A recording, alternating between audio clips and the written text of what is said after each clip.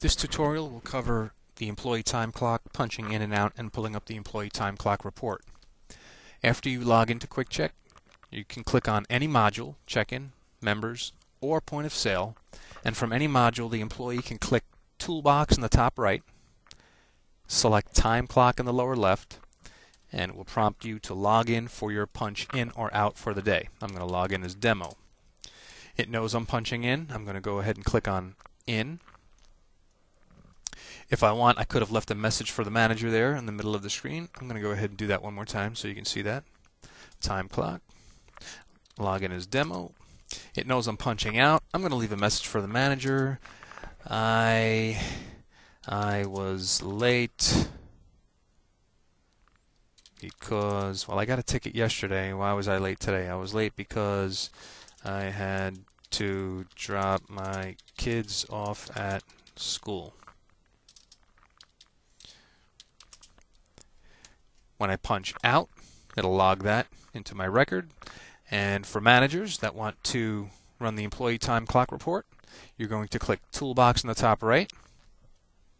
You're going to click on you're going to click on reports. In the top center of the screen, there's the employee time clock report.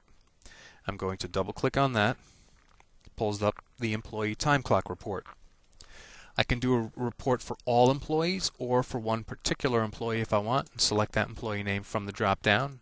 I'm going to choose all employees. I'm going to, let's choose this month. Click on preview, and I can see my in and out punches. On Thursday, I punched in 4:23 a.m. and left at 8:24 a.m. And on Friday, 6:29 to 6:29. And you can see the messages that are there. Down at the bottom, it will total all the employees. Each employee will have one line and a total amount of the time that they built up. So up at the top, you're going to see employee John. All their in and out times for the date range you selected. Then you'll see a break. You'll see the next employee, Judy, all her punches in and out, and you'll see a total time on the right. The time on the right is in hours in the first column. The second column is in decimal. So if it was 4.5 hours, it would say 4.5 on the far right, but in this first column it would say 4 hours and 30 minutes. If you need to adjust someone's time, let's go ahead and click adjust in the lower left. And I'm going to adjust today's time because I was only in for 1 minute. I'm going to push myself back to 3 p.m. that day. Check mark to save it. This message up here in the top right, this is the message that goes to all employees. Everyone is off on Christmas Eve. How about those apples? That way everyone gets that when they punch in or out.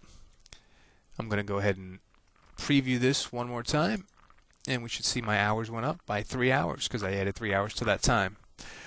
The adjust button should not be accessible by anyone except the manager or owner.